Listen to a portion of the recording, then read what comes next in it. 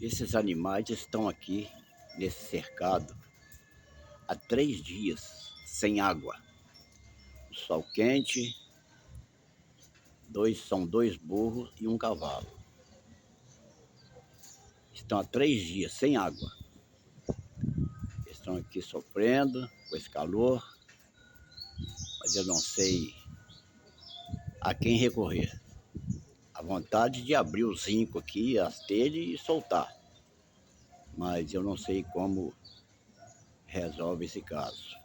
Alguém souber, é aqui na rua Albertina, um terreno aqui que dizem que é do posto do Raul. Está cercado com telhas. Os cavalos já estão aqui há 3 dias. Os animais estão há 3 dias sem uma gota de água. Estão sofrendo aqui com risco de desidratamento.